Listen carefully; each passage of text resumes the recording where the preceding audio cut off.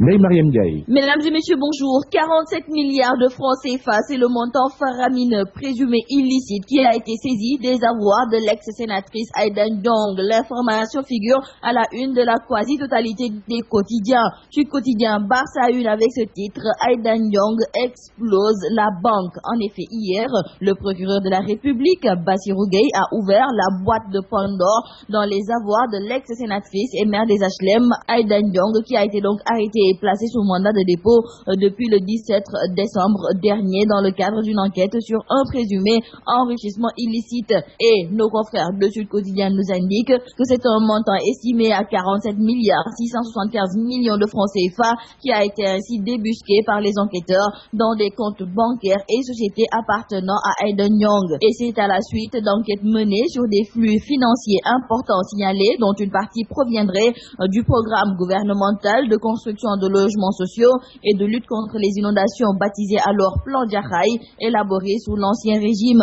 Quant à l'autre partie, le procureur présume qu'elle proviendrait d'un projet gouvernemental de construction et de réhabilitation d'édifices publics. Et cette farandole de milliards retrouvée dans les avoirs de Aïda Ndong a été saisie et placée sous bonne garde dans une institution financière de la place. C'est ce qu'a déclaré le procureur de la République qui, dans un commentaire édifiant, évalue cette fortune à la dépense quotidienne d'1,3 million de francs CFA pendant 100 ans. Pour nos confrères de Direct Info, Aïda Ndong est illicitement lourde. Nos confrères du journal Le Quotidien ajouteront que le procureur a mis à nu Aïda Ndong et nos confrères du journal Enquête nous font découvrir eux aussi la caverne de Aïda Baba. Comprenez que nos confrères veulent nous parler du trésor indécent de Aïda Ndong. C'est d'ailleurs le titre qui va à la une du journal LAS. En tout cas, pour nos confrères du journal Le Quotidien, c'est tout simplement hallucinant car les 47 milliards 675 millions de francs CFA, c'est presque l'équivalent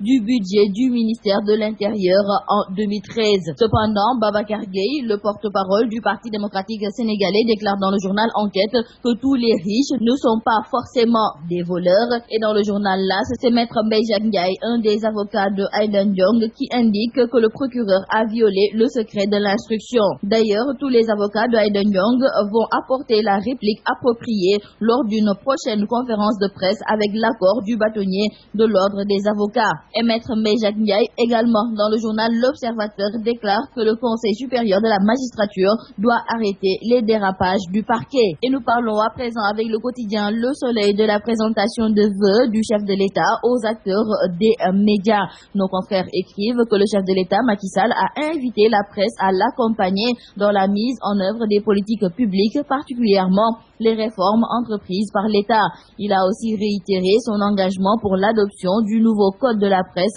et dénoncé les abus dans l'exercice du métier. Mais retenons avec le journal Enquête que concernant cette rencontre entre Macky Sall et la presse, des organisations regroupant des acteurs de la presse ont boycotté ou décliné l'invitation du chef de l'État. C'est le cas de l'association de la presse en ligne, mais aussi de l'association de la presse étrangère au Sénégal, de même que le Synpics qui a donc préféré boycotter parce qu'il trouve les formes utilisées pour les convier non conformes à la bienséance. En effet, toutes ces organisations ont été mises au courant à moins de 24 heures de la rencontre, ce qui ne leur a pas plu et ils ont tout simplement boycotté ou décliné l'invitation. Et parlons à présent avec le journal Libération de ces changements intervenus au niveau des commissariats centraux de Dakar, Thiès, Saint-Louis, mais aussi à la division des investigations criminelles et à la sûreté urbaine. Nos confrères de Libération écrivent que partout, le boss de la police, Anassé Moufei, a imprimé le changement au niveau du commandement. Et nous terminons par le sport.